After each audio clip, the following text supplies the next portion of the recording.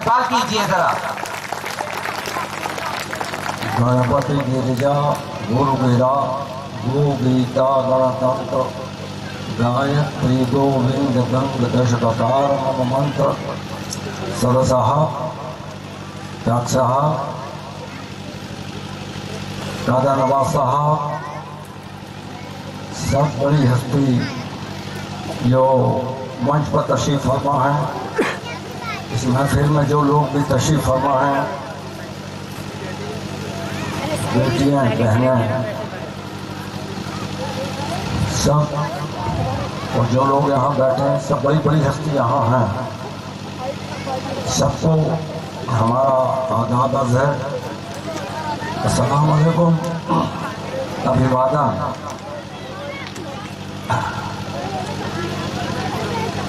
हम जब पढ़ते थे तो हमें याद आ रहा हमारा यूनिवर्सिटी में दीक्षा समारोह होता था। उस समय कोई आदमी ये तसव्वुर भी नहीं कर सकता था कि कानीवाड़ा में भी होगा। दीक्षा समारोह में बड़ी बड़ी प्रतिभाओं को, पंडित नेहरू आते थे, धीरेन्द्र वर्मा आते थे, मोरारजी देसाई आते थे। हम लोग जब पढ़ते थे बहुत बड़ी बड़ी हस्तियां आती। तो क्या होता था कि जिन विद्यार्थियों को वहाँ रखा जाता था उनके मन में ये तमन्ना पैदा हो जाती थी कि मैं भी ऐसा ही बनूं, मेरा भी ऐसा ही इस्तकबाल हो, मुझे भी माला पहनना चाहिए। ये जो कार्यक्रम होते हैं इनका मकसद यही होता है कि आप उन्हें बुलाएं,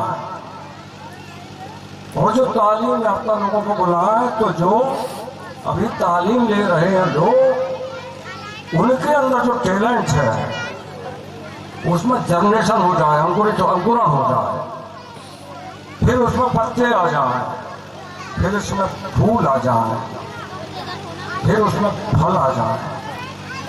देखिए, इंसान ही के लिए तालीम बनाई गई है। Education is for human being. और पशु की, जानवर की बात हो रही थी, अभी मौलाना साहब कर रहे थे, उसे तालीम नहीं दी जा सकती, उसे ट्रेनिंग दी जा सकती है, प्रशिक्षण दिया जा सकता है। लेकिन क्योंकि प्रशिक्षण लेना नहीं पड़ता, देना पड़ता है, और एजुकेशन में लेना पड़ता है, इसलिए प्रशिक्षण में एक साल सावधान विश्राम क्विक मार्च लेफ्ट राइट। एजुकेशन में ऐसा नहीं होता, कोई कम कोई ज्यादा, उसमें नंबर नहीं दिए जाते पढ़े। लेकिन एजुकेशन में होता है, प्रतिभाओं का आकलन होता है, और ये सिर्फ इंसान के लिए बनाई है। और जो भी आदमी तालीम याफ्ता नहीं है, तालीम जिसने नहीं ली है, या अपने बच्चों के लिए उसका इंतजाम नहीं किया है, वो अपनी औलाद के साथ इंसाफ नहीं करता है। काम वासना के वशीभूत होकर आपने पैदा तो कर दिया, लेकिन आप तालीम नहीं देते हैं, तो इसका मतलब है कि अल्लाह ने तो उन्हें इंसान बनाया है और तुम जानवर बनाने में तुले हो। और एक बात याद रखें, मजहब हो चाहे तालीम हो, यदि ये हमारे किरदार को नहीं बनाती है तो सब वाहियात। हमारा कैरेक्टर हो, if the character is not being built, तो that's not education, that's not religion। वो नहीं है, बिल्कुल, न वो धर्म है और न वो शिक्षा है जो हमारे चरित्र को न बनाए। हम बड़ी बड़ी बातें करें और जाकर यहाँ से सट्टा का नंबर पूछने लगे, हम बड़ी बड़ी बातें करें और अपने वेतन, अपनी तनख्वाह के अलावा नाजायज पैसा लें, हम बड़ी बड़ी बातें करें और मुसीबत ज़दा आदमी का शोषण करें, एक्सप्लॉयटेशन करें। क्या काम की ऐसी तालीम, क्या काम की ऐसा इबादत? देखिए, इबादत एक की और खिदमत अनेक की।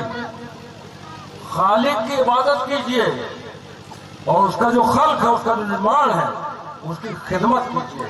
और खिदमत का जो शऊर है वो बगैर एजुकेशन के नहीं आ सकता। आप पैर दबाने की जगह गर्दन दबा देंगे, यह खिदमत हुई क्या? इसलिए क्योंकि तालीम हमारे अंदर दर्दमंदी पैदा करती है, संवेदना पैदा करती है, हमारी चेतना को व्यापक बनाती है, ओमनीप्रेजेंट बनाती है। और जब तक हम दर्दमंद नहीं होंगे, हमें खिदमत का शऊर नहीं आएगा। और ये बिना तालीम के कभी आ नहीं सकता है। और यहाँ कानीवाड़ा में जो कोशिश की जा रही है, प्रतिभाओं को अभी सबको इनामात दे रहे हैं, उन्हें माइक में ला रहे हैं। 3 साल की बच्ची,